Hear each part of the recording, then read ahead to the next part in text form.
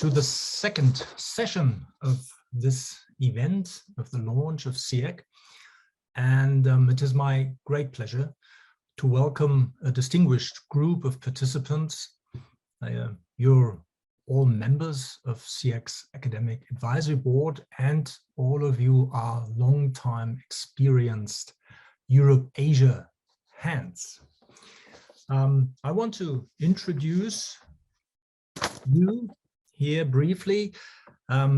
First on the list, Professor Dr. Bernadette Andreosso-O'Callaghan. She is Jean Monnet Professor of Economics, the University of Limerick, the Republic of Ireland. Then Professor Dr. Ummu Salma Bava of the Center for European Studies, the Jawaharlal Nehru University in India. Then Professor Dr. Azirah Hashim from the Asia-Europe Institute in the University of Malaya in Malaysia. And also, she's also with the Faculty of Languages and Linguistics. Professor Dr. Sunghoon Park, Executive Director of the EU Center, the Korea University, the Republic of Korea. Professor Dr. Werner Pascha from the Mercator School of Management at the Institute of East Asian Studies in East, the University of Duisburg-Essen, Germany.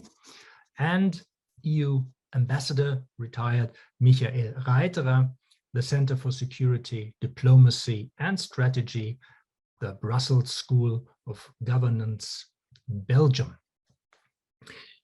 I have already briefly referred to the broader economic, political, and also strategic context of EU-Asia relations and the topic of connectivity. Since the EU-Asia connectivity strategy was launched in 2018, mainly two external shocks happened, that is the COVID-19 pandemic and the invasion of Ukraine on the 24th of February. And those events, they impact on the conceptualization of connectivity, and they also show how to strategize relations and reshape relations between Europe and the world, especially Asia and the Indo-Pacific. So those shocks are reshaping thinking of globalization. There is the need for more diversification, since interdependencies can be weaponized and are weaponized. In the Asia-Pacific, the nexus between the economic sphere and security is a characteristic of regional relations. In Europe, many regarded the European integration process and project as a solution, a lasting solution probably, to traditional security threats. Now, geopolitical factors are increasingly reshaping European perceptions and policymaking. And this is largely because of the roles that Russia, but also China, play in the international system, and especially with regard to their respective regions. So how do these ongoing changes affect relations between the EU and Asia? And is there a risk that the EU focuses too much on European affairs in view of Russian aggression and relative to the need to deal with Asian affairs? These are some points that I want to bring in here. When you reflect on the question that I want to mention and bring up first here, and that is, what is the relevance of EU-Asia connectivity in relation to governance, partnerships, and priorities in today's international environment? Now, each of you please address well the question. Please bring forward your views here, your perspective on these events, and 3 minutes each. And let us start with Professor Andreosso-O'Callaghan. Bernadette, you're in Ireland, and we're looking forward to listening to your thoughts. Thank you very much. Thank you indeed. 2 questions, 3 minutes. This is what I understood. So first of all, I wanted to thank you, Professor Bersick, for your admirable work. It has been fantastic to see the achievements. So congratulations to you and to your team in Ruhr. So I wanted to discuss the 2 questions posed by highlighting the issue of governance at different levels of analysis, and mostly from the EU viewpoint. So in the past, and I'm talking about the 1950s, 1960s, the view was that the governance structures at the EU level, that means at the supranational level, which would be represented by the EU institutions such as the Commission, etc., and later the European Central Bank, and also which would be represented by loose institutions. If I take the definitions of North, for example, loose institutions such as the Single European Act, 1992 program, and the various FTAs, free trade areas that we have been signing, in particular with South Korea and Japan, and other Southeast Asian countries. All these governance structures, the view was therefore that all these governance structures would be a sine qua non condition for economic growth in Europe and in the euro area. In other words, new supranational governance structures would lead to more economic growth. With every increase in governance at the EU level, sovereignty recedes. This is mathematical, this is mechanical, you cannot do otherwise, right? And here I use the sovereignty, the definition of sovereignty of Jean-Jacques Rousseau, if you want in English, who by sovereignty, he defines it as the expression of the general will that would generate a whole common force. Yet one observes that with the exception of the years of the decades of the rebuilding of Europe, that means the 50s and 60s, if you want, one would observe that this supranational governance structure has yet to produce the expected and desired economic outcomes in terms of macroeconomic performance, mesoeconomic performance, whatever level you want to take. So what we have seen are long-term low growth rates, and actually more so in the case of Euro area than in the case of the EU as a whole. What we have seen are persisting high, well, relatively high levels of unemployment, 7.2% for the Euro area at the moment, rising income disparities, rising market concentration levels, rising poverty, and more alarming, if you want, from an economic viewpoint, the loss of leadership by EU countries, some EU countries in particular, in some key science and technology areas. And here I'll only talk about the case of the nuclear sector in France, in the case of France, where France had, again, 15 years ago, 20 years ago, leadership in some specific areas, right? Of course, an exception to all this bleak list of poor achievement is, for example, the EU-Korea FTA, which again, from the standpoint of the EU, shows that our benefits have been quite high. We have been quite relatively beneficial. This FTA has been relatively beneficial to the EU, more so than to Korea, actually from the balance current account viewpoint in particular. Going back to Jean-Jacques Rousseau's view of sovereignty, and because of this unimpressive economic growth performance, it seems therefore that the chosen governance structures, with some exceptions, but on the main, these chosen governance structures have not been serving the general will. This is what I use the wording of Jean-Jacques Rousseau. they have not been serving the general interest, but rather a particular interest, a particular will, which seems to be contrary to the general will. So here we have a problem. We have a problem. We have had a problem for a number of decades. We have highlighted the problem. It was called the democratic deficit. It's been called a number of things.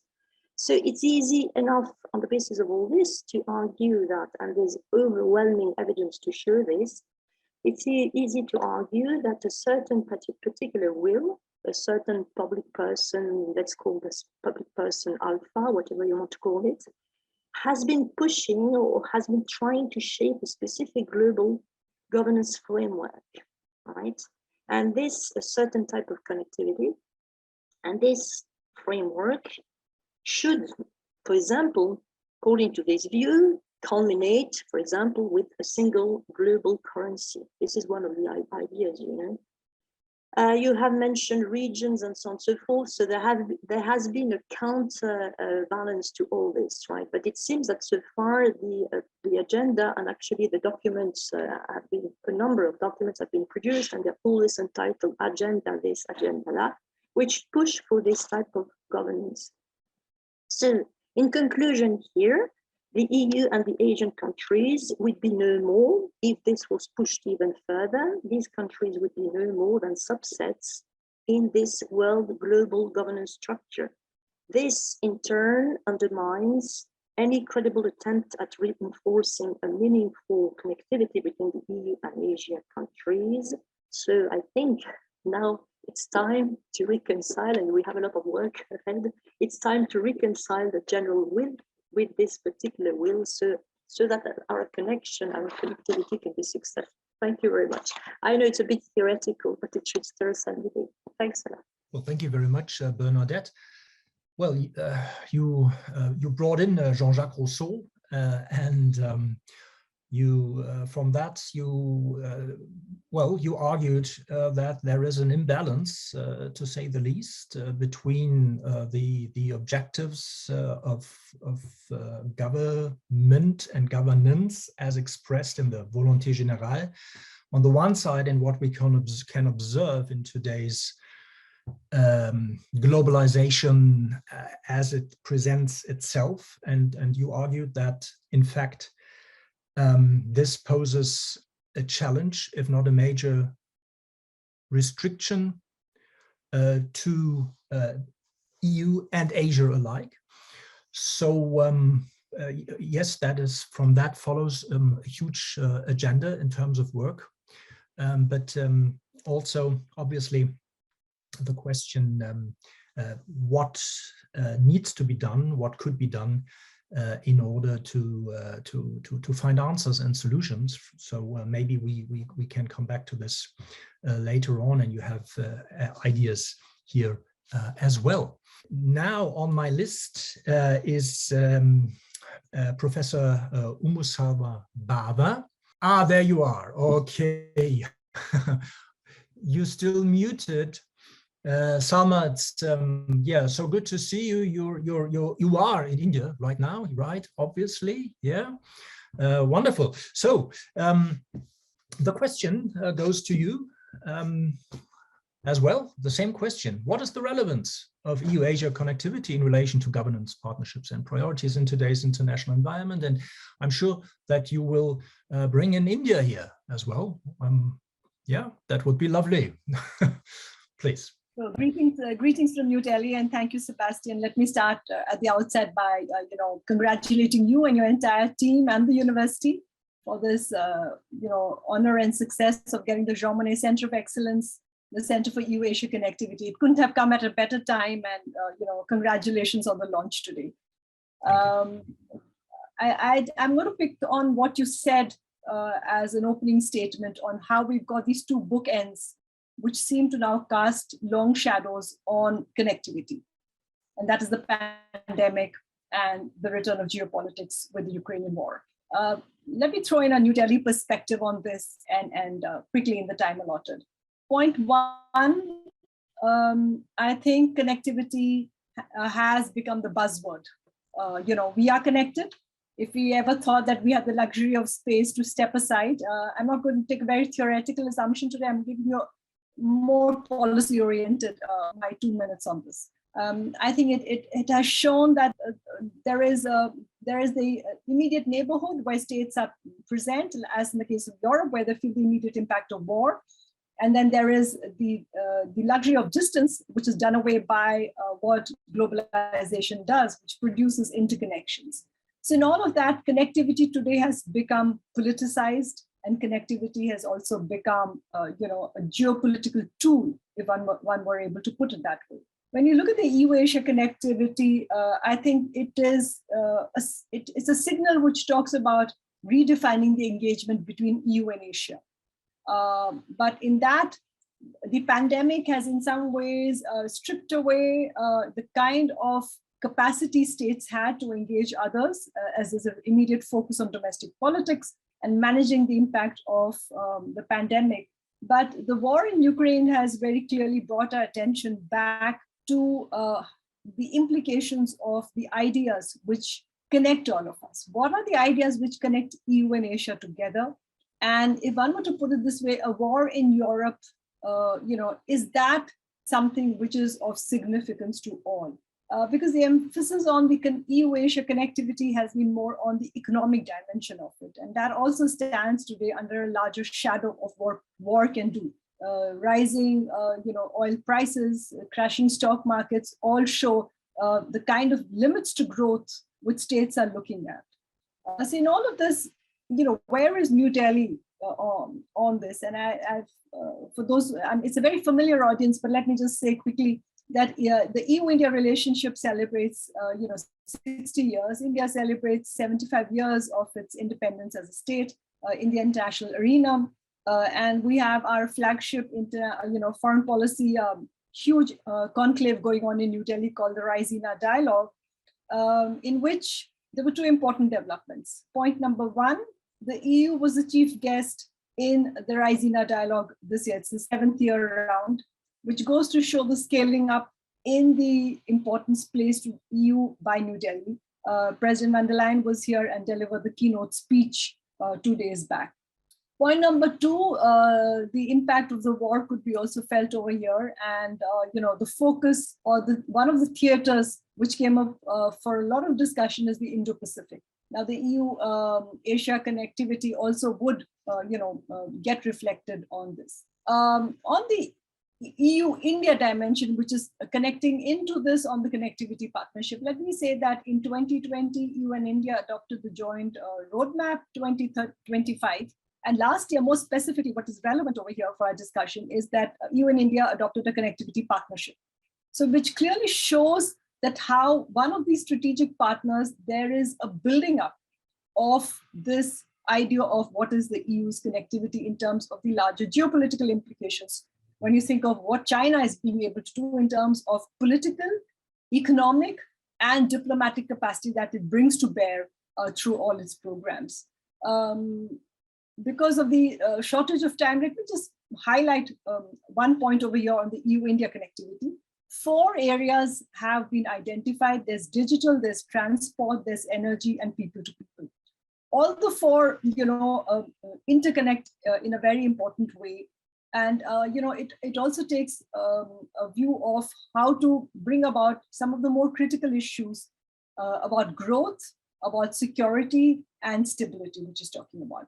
Digital, energy, and transport, seek to, they not only intersect each other, but they also seem to take forward some of the ideas of bringing about transformation, especially on the Indian side, and co-branding certain of these efforts between India and the EU in the larger framework of the connectivity idea to third countries, such as, Africa, Central Asia, and the Indo-Pacific. So that's very important. It's also, emphasizing how digital can be an enabler for all. And I think in the pandemic, we've seen what it does. And I think today's launch of the center is also due to this digital idea. I think this needs to be enhanced further. And a significant part for us as a research community, as I also hold a Jean Monnet chair in Delhi, is the the 4th dimension, which is the human dimension. Is how can we advance cooperation in scientific research, innovation, technology, and skills, which means you bring connectivity down to the everyday, where communities like this, Sebastian, what you're launching today, will become a platform in which we can take forward some of these ideas. How can then, say, India and EU work better together? Maybe we could have a conference on it together in one of our different formats.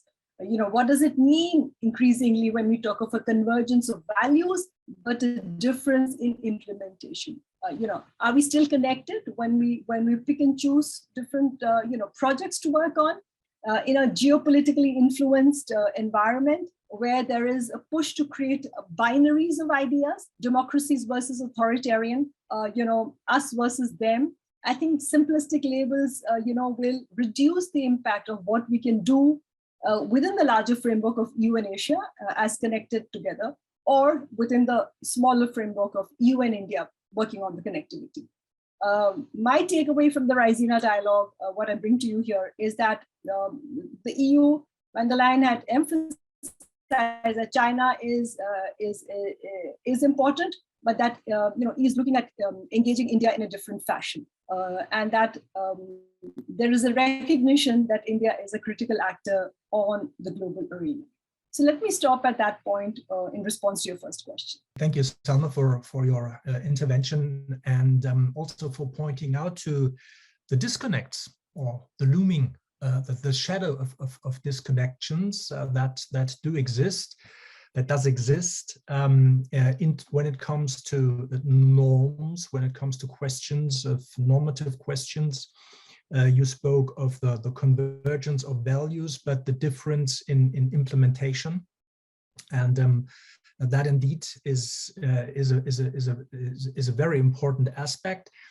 However, it forms part of an overall setting that consists of many factors and actors. And you also mentioned that from the perspective of New Delhi, the European Union is considered to be an increasingly relevant actor, and that not only with regard to economics, and there are negotiations on the India-EU FTA, of course, but also in terms of, as I understood you, strategic considerations and connectivity explicitly, since there is the EU-India connectivity partnership since last year. Let us now move on from India to further on geographically to Southeast Asia. And Professor Azirah, you are the ASEAN, the Association of Southeast Asian Nations, is one of your study fields as well. We're looking forward to your thoughts when it comes to EU-Asia relations and connectivity. Thank you, Sebastian. Firstly, I would like to congratulate you as well for the award of the Jean Monnet Center of Excellence, and I hope that there will be greater collaboration between the Asia-Europe Institute in Kuala Lumpur with your center in the near future. I will tackle the question on relevance of Asia-Europe connectivity by firstly focusing a little bit on the role of social media, and then after that talking a little bit about EU and ASEAN connectivity. So looking at relevance, if you look at today's world, in the age of globalization, advanced communications, which enables social media to penetrate all boundaries of states, of cultures, religion, class, and family, connectivity is a given at so many levels. And today, for all governments, all foreign is domestic policy and vice versa. Connectivity in the case of communications pathways is beyond the control actually of governments or traditional opinion leaders. And the modern means of sharing information and ideas, promoting narratives, advancing arguments, whether they are informed or rational or well-intentioned, or whether they are actually malign or malicious or ignorant, it's in effect actually a jungle. So in this free and inevitably contested space, which is as much a feature of connectivity as infrastructure or trade or traditional news media or academic linkages, it requires only a brief glance at current affairs to see the extent to which connectivity must be understood as comprising new means of communication. So to mention three examples of recent times, consider the role of social media as the means of communication in the battle of ideas, including also many wild or supported or unsupported conspiracy theories on the issue of vaccination against COVID-19. Or consider the role of social media in the battle over climate change. Or consider it also in the intense war being fought now through competing narratives over the causes, claimed justifications over Russia's war of aggression in Ukraine. And the last is perhaps the most immediate example, that it goes hand in hand with the war where civilians are involved and their losses of lives on a daily basis. So the internet battle for hearts and minds assists in determining also the positions taken by governments in multilateral fora, such as voting on crucial resolutions in the United Nations. Therefore, the evidence before us leaves no doubt at all that connectivity in all its forms is not only relevant, but also inescapable. And this is at least recognized fully by competing parties vying to promote different views, opposing views, seeking to win public opinions, thus governments as well, for example, in the traditionally somewhat neutrally minded region comprising ASEAN. Yeah? In terms of EU-ASEAN connectivity, ASEAN has got the Master Plan on ASEAN Connectivity 2025, developed in 2010, updated in 2016. In December 2020, ASEAN and the EU upgraded their relationship to one called a strategic partnership, yeah? And thus confirming shared interests and shared objectives. So in a joint statement, both ASEAN and the EU emphasized the need for connectivity to uphold the spirit of peace, inclusiveness, development, cooperation, economic, fiscal, financial, social, and environmental sustainability. So there's the strategic partnership, and there's an agreement on the modalities of connectivity efforts between EU and ASEAN. So perhaps EU would tap into the ASEAN's priority projects for this particular strategic partnership. And I would just like to mention two platforms where quite a lot of work has been done on soft connectivity, coming especially because I come from the higher education arena. We've got ASEM, which has actually been involved in a lot of soft connectivity projects, cultural exchanges, social exchanges, educational exchanges, and that is so crucial because of the impact on sustainable development. So that has been ongoing, and the focus on digital transformation of higher education has become much more prominent, especially during COVID-19, the pandemic, and it continues to be so as well. And the other platform I would like to mention also is the European Share Project on higher education in the ASEAN region. So here as well, we've got a network of universities all working together to enhance digital transformation in higher education, which is actually so important these days, giving a broader approach to online student exchanges, to virtual exchanges, collaborative online learning, and others. Yeah.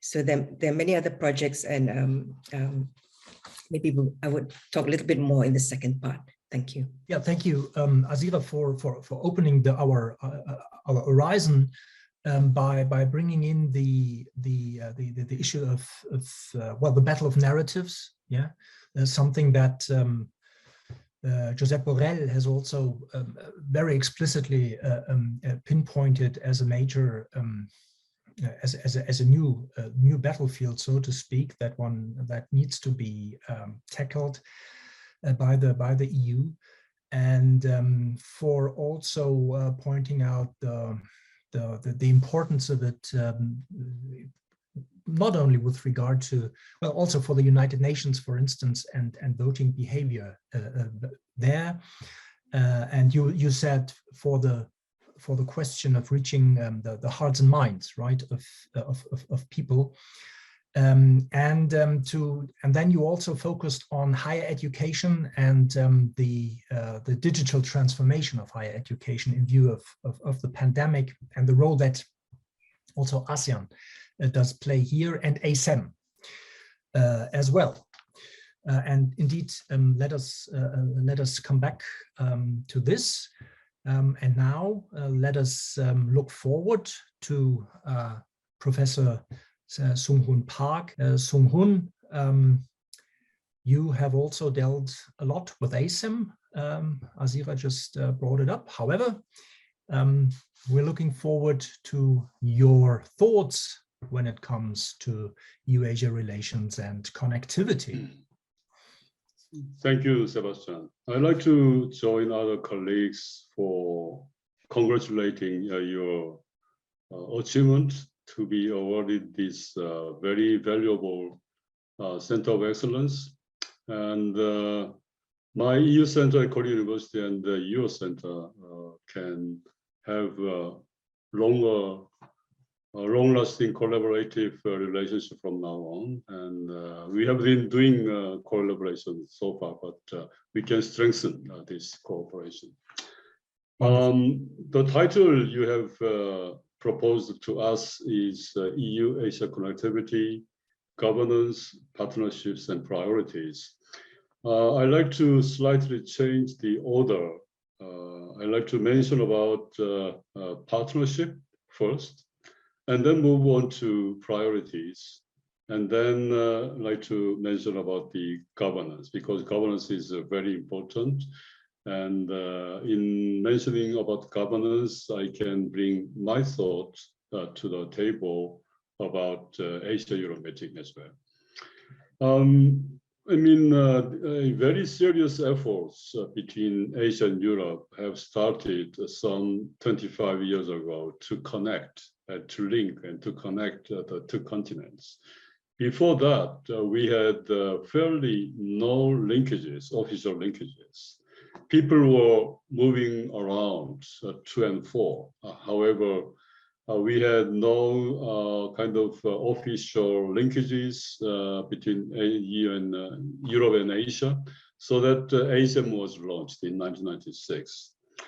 If I take a look at the retrospective developments of the linkages between EU and Asia, within Europe, and also within Asia, and we have really very many partnerships, multi-dimensional partnerships we have. We have intra-regional linkages, partnerships. EU, ASEAN are the examples. We have inter-regional partnerships. ASEM is one example. However, also on the coverage of the partnership, we have multidimensionality as well. I mean, we have something which is very comprehensive. Example, Asia-Europe meeting. But some things are only concentrated and focused on economics or politics. So economic area, we have lots of FTAs between EU and Asian countries individually. And also within Asia, I mean, we have more than 80 free trade agreements.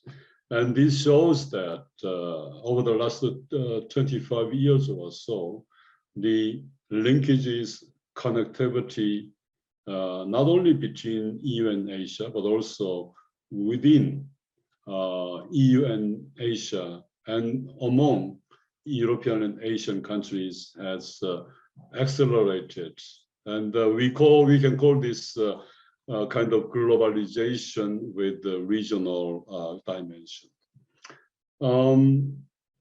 When we talk about the priorities for future cooperation, when in the face of this complex networks of linkages and connectivity, then we have to really think about about the past 2.5 years.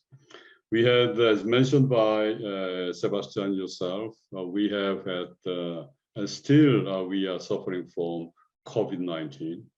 And over the last 2.5 months, we have Ukrainian war. And dealing with these issues led us to face new dimension of connectivity. Dimensional, I mean, what is connectivity? Did we go too much with connecting countries and so on? Because COVID-19 has made clear that something, if there is some small crisis, then there can be kind of a big problem, like global supply chain. Breaking of a global supply chain was one phenomenon we are still facing, and we don't know whether this broken global supply chain will be restored within a foreseeable future. And also the approaches of individual countries have changed as well, right? We have had this global value chain, investing here and there to have our profits maximized. However, this mentality would change in the face of this economic security problems we have seen with this COVID-19. So we have this security problem, and the security with Ukrainian war has become very serious problem, not only for the region Europe, but also within Asia, also in the relationship between EU and Asia as well. So security is one area where we have to really strengthen our cooperation and partnership. Also, we have energy issue, sustainability issue, as well as we have global value chain, and also health and welfare problem.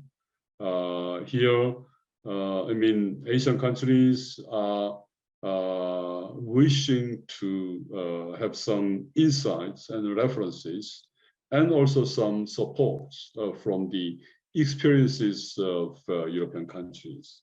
And as mentioned by Professor Azirah, education and research is another area we have to strengthen our cooperation. So security, sustainability, and energy, as well as global supply chain, health and welfare, education and research. These are 5 priority areas I'd like to mention as key areas for our future cooperation.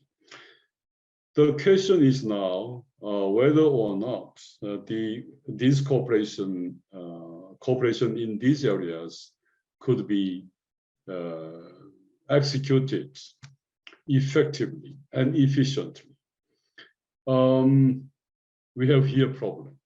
I mean, I mentioned about ASEM and the birth of ASEM. It was 1996, and last year ASEM has celebrated its 25th anniversary. And over the last 25 years, ASEM has grown a lot. I mean, the membership has expanded twice. 26 member has become now 53, including the ASEM Secretariat. But if you compare ASEM's operation with its brother, APEC, Asia Pacific Economic Cooperation, APEC's operation, then 2 things are outstanding. Number 1 is ASEM is not institutionalized. I mean, APEC also does say that we are not institutionalizing, but at least APEC has its secretariat in Singapore. And the secretariat is is a kind of a center and the core of all activities. All the countries have seconded officials to APEC secretariat, and they are following up what the summits have discussed and the summits have proposed in their declaration, and so on, right? So that cooperation within APEC is more effective, much more effective than ASEM does. ASEM has a virtual secretariat called ASEM Info Board, but if you compare these two secretariats, then the ASEM Info Board is really lagging much behind the APEC secretariat. Number two is coordination mechanism. Because there is APEC secretariat. APEC secretariat is coordinating the agenda and also coordinating issues and topics for further elaboration and further cooperation. However, this coordination mechanism is left in ASEM to EU and Asian countries, or European and Asian countries. Of course, we have European Commission and ASEAN Secretariat in the respective region. However, the continuity of the activities is not guaranteed, especially in the Asian part. So further elaboration I'd like to do in the second round. Thank you just for the first round. Well, thank you, Sunghoon. I was reminded of the ASEM summit in 2000 when Kim Dae-jung proposed that there should be a far more institutionalized road map between Asia and Europe in a way that was the Belt and Road Initiative in its in a very inuke, so to speak. Yes, ASEM has come a long way, and so did and have developments in the international system. One aspect that you didn't raise, but that you at the same time pointed to, is Russia's role here. Russia being a member of ASEM. And when we think of ongoing discussions within the context of the G20 and Russia's membership, then obviously a debate on Russia's role, at least currently, that is Putin's Russia's role in ASEM is needed as well. That is something that we could come back again here. So let's, until then, continue with our next speaker, and that is Professor Werner Pascha. Werner, the floor is yours.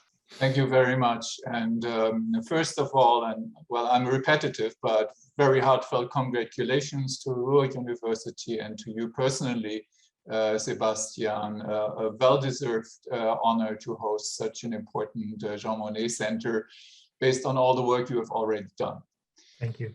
Thank you. Connectivity is important and is very important, and that has not changed due to recent developments that have already been discussed during this session. I mean, there is this undeniable demand for connectivity. I mean, you can argue whether you really need more Mercedes cars in Tajikistan or whether you need more Toyota pickups in Malaysia. But there is no question about the demand for connectivity. Some estimate for Asia Pacific is $22 trillion until 2030. It's trillion, it's not billion, so it's 22,000 billion. And there's an investment gap. That's the second point why connectivity is so important. We don't know how to find the capital among private investors, among individual countries, among multilateral organizations.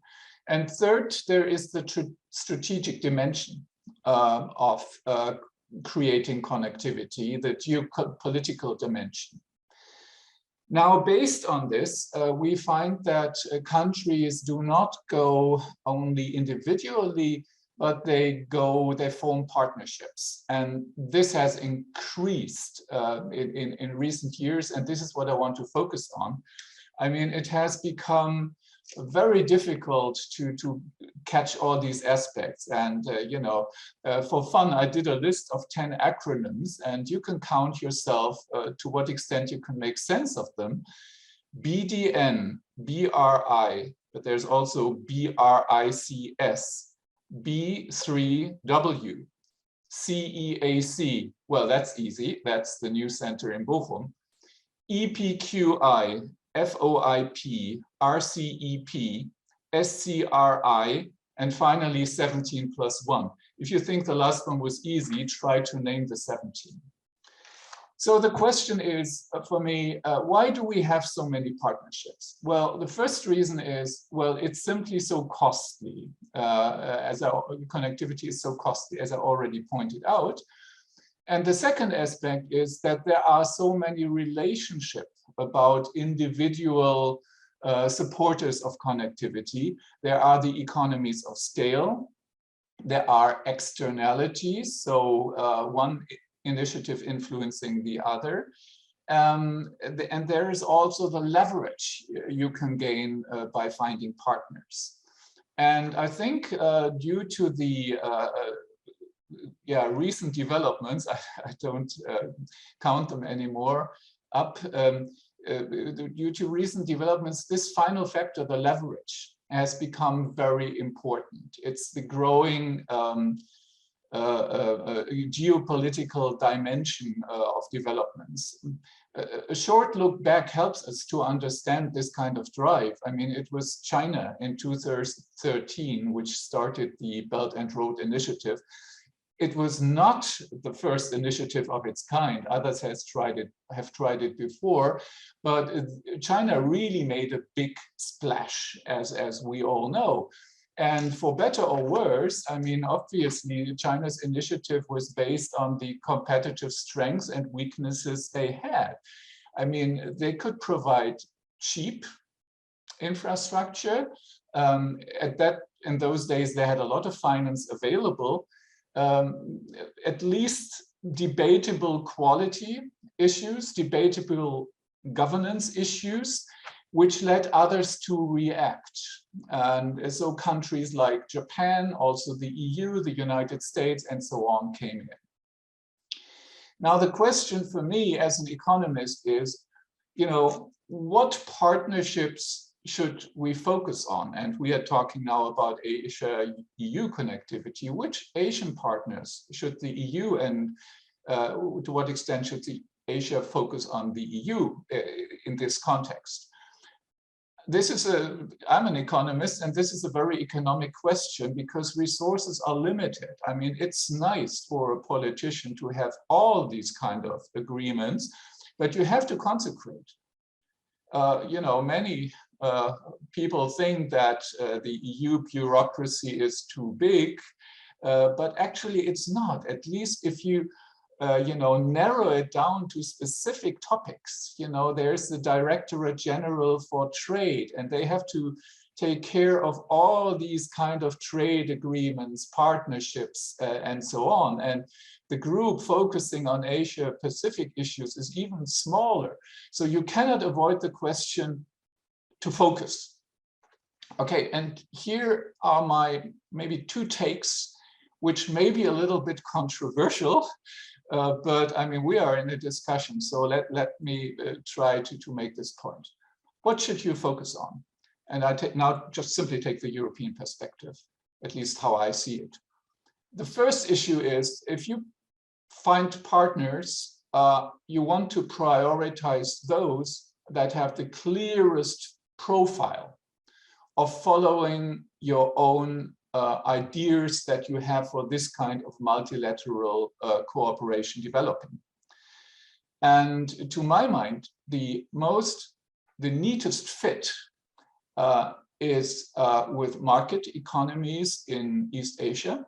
And I would like to mention Japan and Republic of Korea in particular. I think that's the closest fit. that we should really focus on.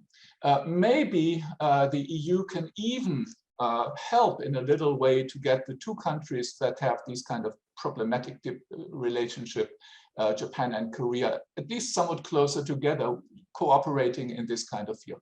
I would also like to mention Australia, which I see an important partner in the region, but of course it goes beyond Asia. But if we speak of Asia Pacific, for instance, or Indo-Pacific, it would already fit. Now, the second aspect, which is a little bit, maybe a little bit controversial, is, I mean, if you look at the EU approach, you see a lot about the value basis driving EU cooperation efforts, the normative basis, which is very much stressed by the European Parliament, I think, when it discusses connectivity schemes. And on the other side, maybe we have the European Council with the individual countries, which maybe have a more, may I say, power-related view on issues. And you have the European Commission and also the External Action Service, maybe somewhere in the middle. And I think recent developments will probably lead to a reappreciation. You know, what do we really want to achieve and what can we achieve? How do we have to prioritize?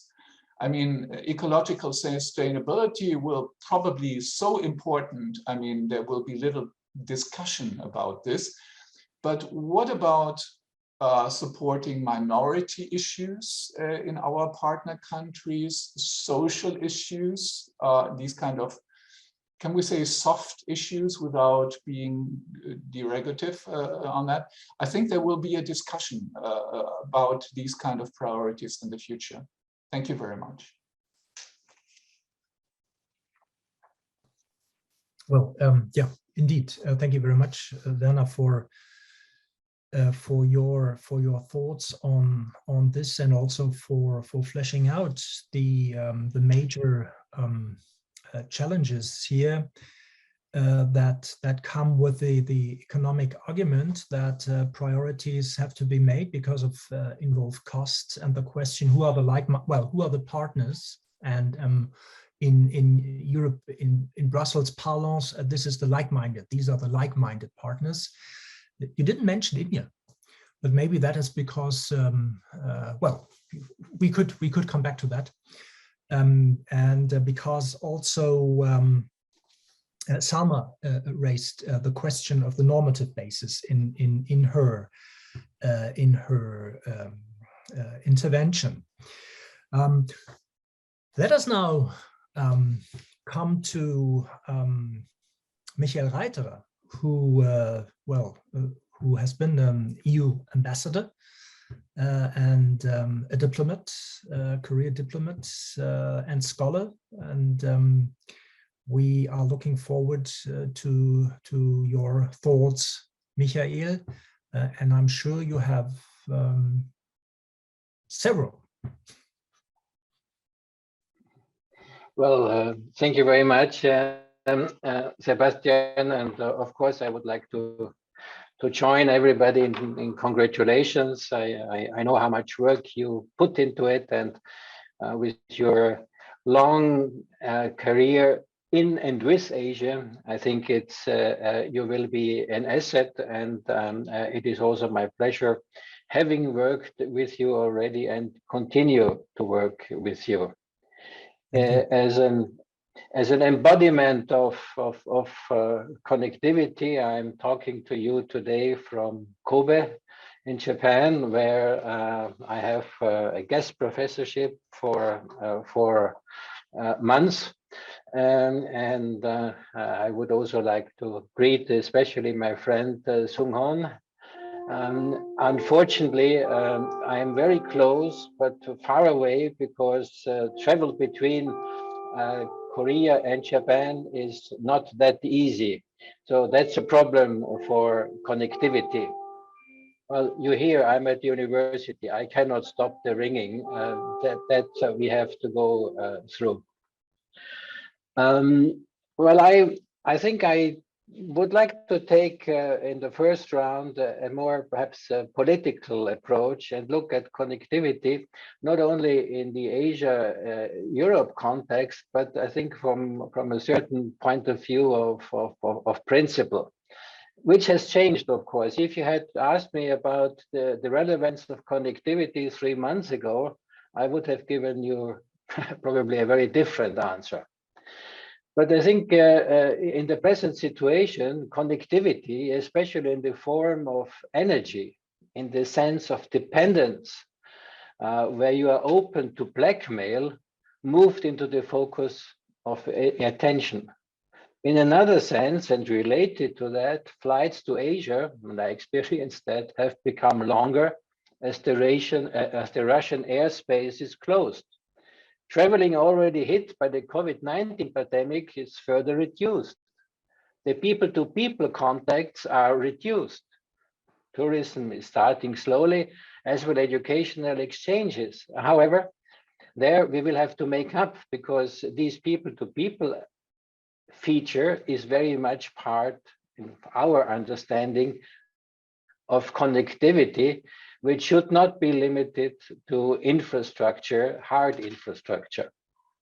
Well, I think this overall is a setback to the concept of connectivity, which as a counter direction before we ran into this problem was enlarged by the European Union step by step. We had the connectivity strategy, we had the Indo-Pacific strategy, and finally we had the global gateway, which was an enlargement.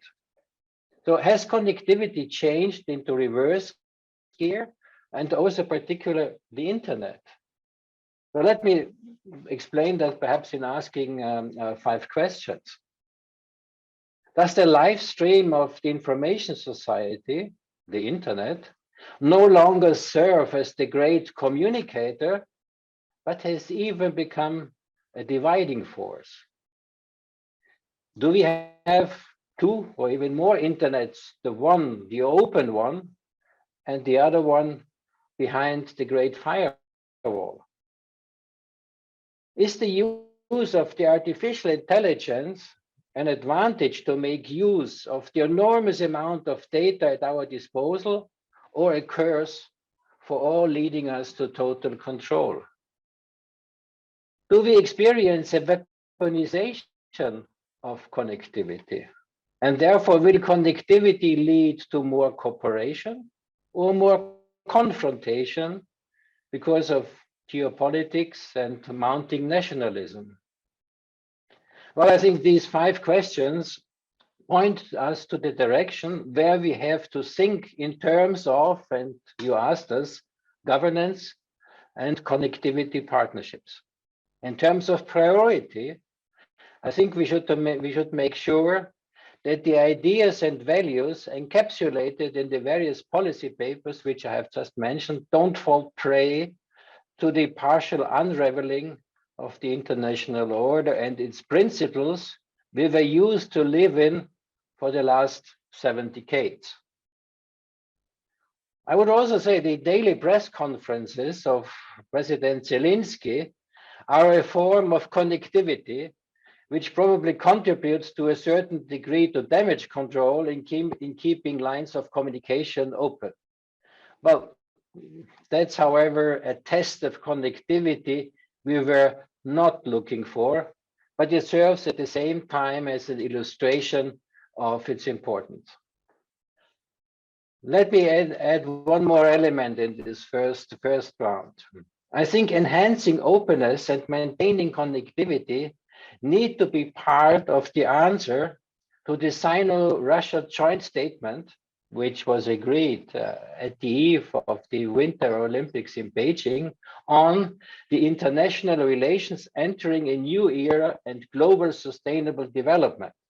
In that paper, infrastructure, but not people-to-people, of course, were mentioned as connectivity. I think this poses a serious challenge to, and you asked, global governance, and I think a collective response should be part of our work, and we should search for it. So let me stop here for the first one. I will deal with research areas, topics, and activities in the second go. Thank you, Michael, for your, well, as always, thoughtful intervention here, and for pointing to the change that has occurred and is still taking place with regard to the function of connectivity because of the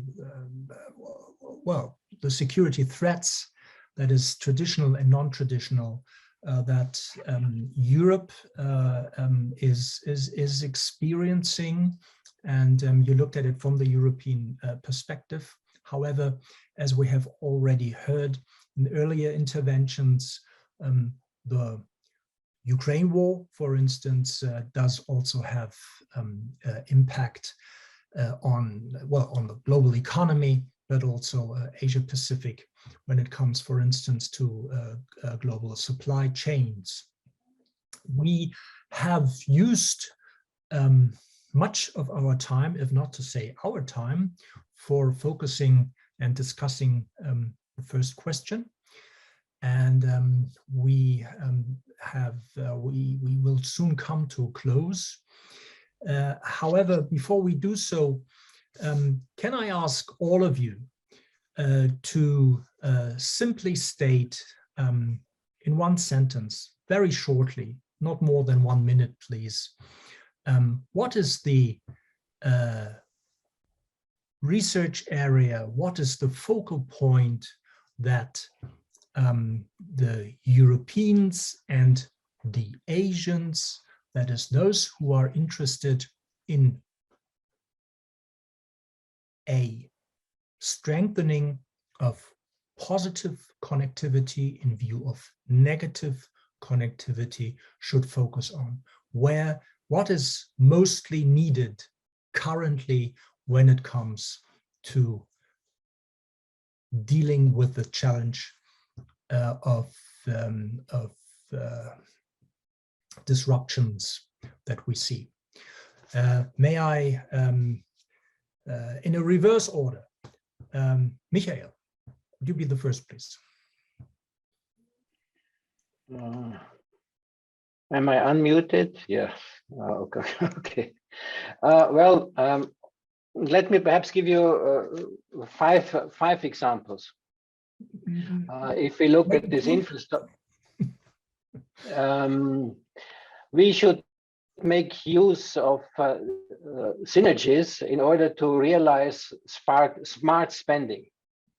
I mean, make use of the capital earmark to overcome COVID-19, to reduce the CO2 footprint, and to realize a circular economy in fighting climate change.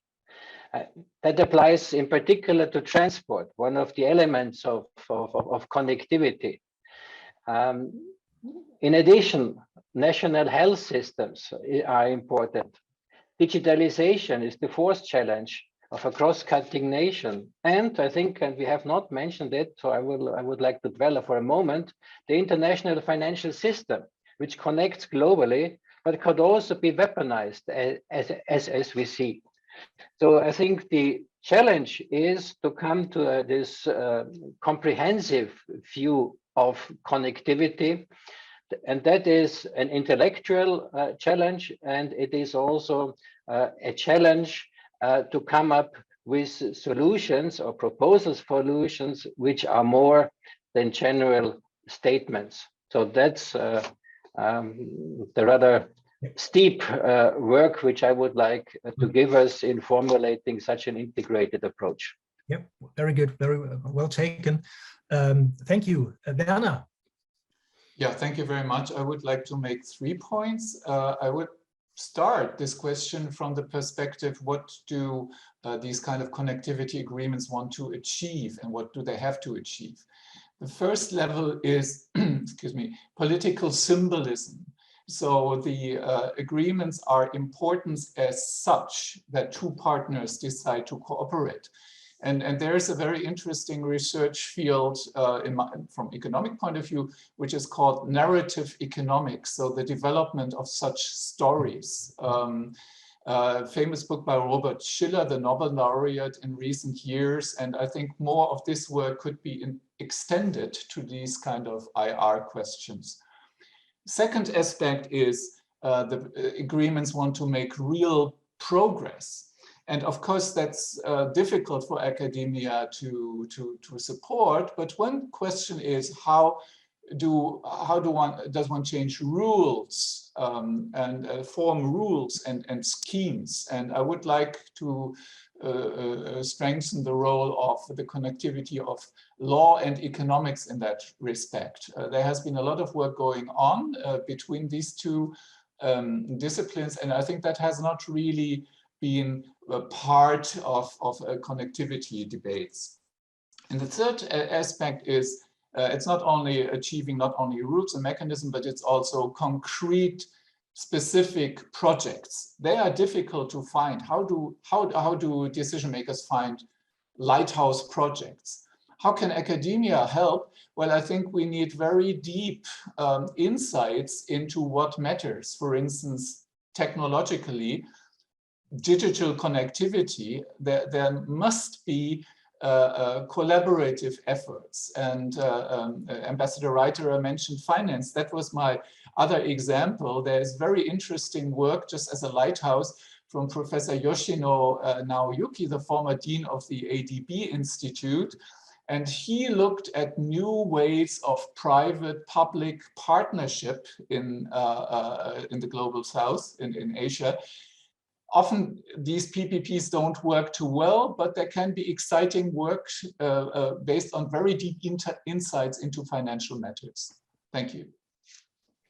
Thank you, Werner. Let us continue. Sunghoon. Yeah, during my first round presentation, I was mentioning about the security issue, hardcore security, as well as economic security, like supply chain. Also, sustainability, energy, and health system, as mentioned by Michael, as well as education and research. I mean, as an economist, I would like to say that globalization must go on, right? And the partnerships are valuable. And however, we have to take care with whom, how far are the partnerships and the connectivity and the link, all the linkages, which was really a kind of awakening call given by COVID-19 as well as the Ukrainian war. I mean, not as a,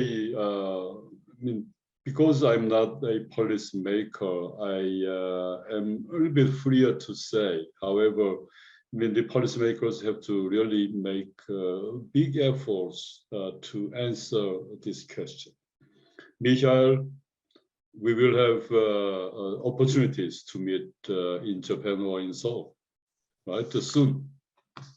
Yes, and CEAC is looking forward to provide you with hub functionalities here. That's right. Let us continue. Azirah, please.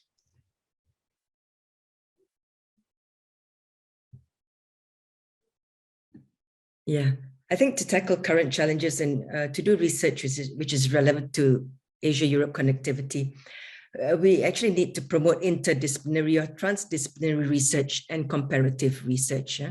So it's not just a focus on one particular discipline, but possibly to try and get inputs and the expertise of people from politics and security, from economics, from social culture, from education.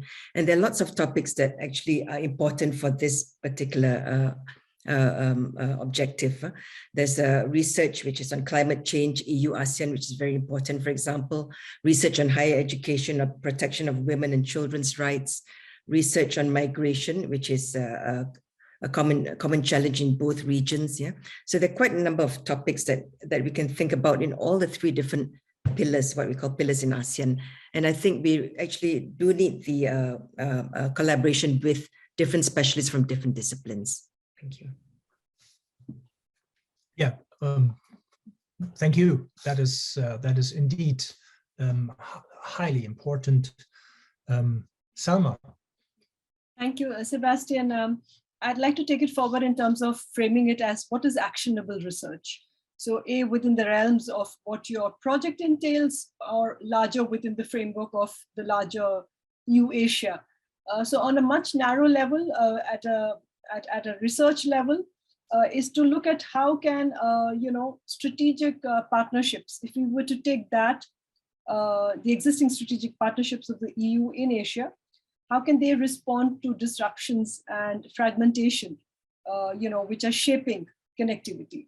And look at it in terms of, can students do research on it, bringing different kinds of what Azirah was just telling about, different perspectives, have even teams working on it.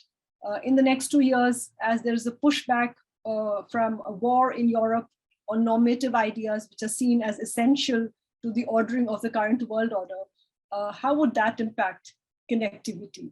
Because some of the different ideas are being put out. How would all of this lead to us, going back to your original points? What do big disruptions, which is unknown to us in our matrix of calculation, how do they impact public policy, that by the time of design to launch and implementation, we actually have to go back to the drawing board to re-examine some of the fundamental assumptions which bring such policies together in the first place? And second, what are the inherent strengths in existing partnerships?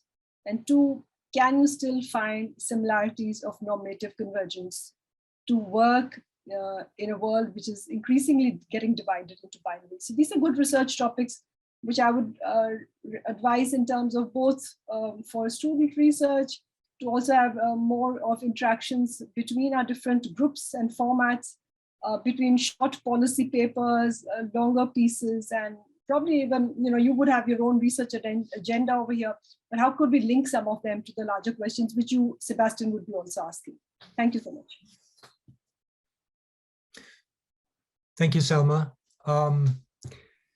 Bernadette, Andreosso-O'Callaghan, she had to leave earlier. She has another Zoom within the context of the Jean Monnet family as well. So this is the moment for wrap up. This is the moment for us to also to say goodbye. However, before we do that, let me say a big thank you to all of you, to the participants, to our academic advisory board for your presence here and your ideas.